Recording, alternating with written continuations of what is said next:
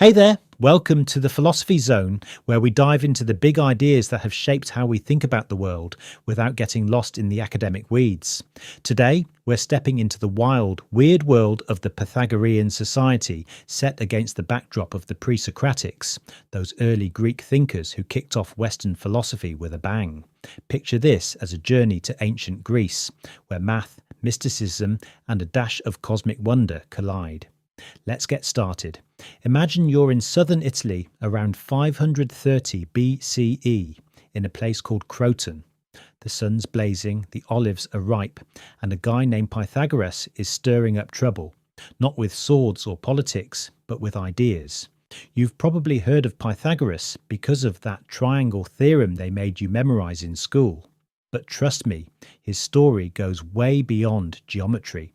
Pythagoras wasn't just a mathematician, he was a mystic, a cult leader, a philosopher, and maybe even a bit of a rock star for his time.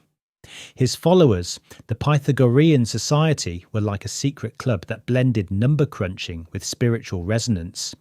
To get why they mattered, we need to zoom out and look at the pre-Socratics, the thinkers who set the stage for him. The pre-Socratics were the first philosophers in the West, starting around the 6th century BCE. These were a group trying to figure out what the universe was made of without leaning on myths about gods throwing lightning bolts. Before them, if you asked, "Why is the sky blue?" you'd get a story about Zeus having a mood swing.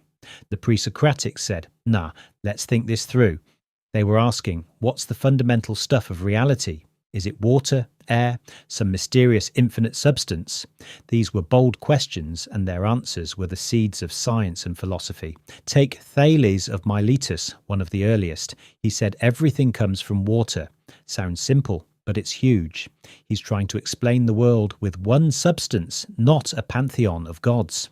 Then there's Anaximander, who went wilder, suggesting the universe comes from something he called the boundless, a kind of cosmic soup that's neither wet nor dry, but is infinite. Anaximenes, another pre-Socratic, thought air was the key. Everything from clouds to rocks is just air in different forms. These thinkers were reaching toward a rational explanation of existence, and they were doing it in a world where most people still blamed storms on Poseidon's bad day. Now, enter Pythagoras, who takes this curiosity and cranks it up to 11. He's born around 570 BCE on the island of Samos, but he sets up shop in Croton, where he founds his Pythagorean Society. This wasn't just a school, it was a whole way of life. Think of it as part monastery, part math club, part spiritual commune. His followers lived together, shared everything, and followed strict rules, like rigorous vegetarianism. But the core of Pythagoreanism was this: numbers are the key to understanding the universe. For Pythagoras, numbers weren't just tools for counting olives at the market, they were divine. He believed numbers held the secrets of reality, from the stars in the sky to the harmony of music. Ever notice how a plucked string sounds different depending on where you press it? Pythagoras did. He figured out that musical harmony comes from mathematical ratios. Say, a string half as long vibrates at twice the frequency, making a perfect octave. This blew his mind.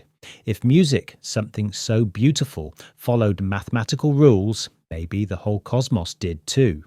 This idea was revolutionary. The pre-Socratics before him were looking for a physical substance, water, air, the boundless.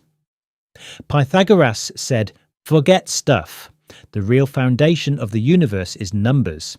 It's like he was saying the world is written in code, and math is the decoder. His society took this seriously. They studied geometry, astronomy, and music, seeing them all as connected by numbers. They even thought the planets moved in orbits that produced a kind of cosmic music, the harmony of the spheres. You couldn't hear it, but it was there, a perfect mathematical symphony. But here's where it gets juicy.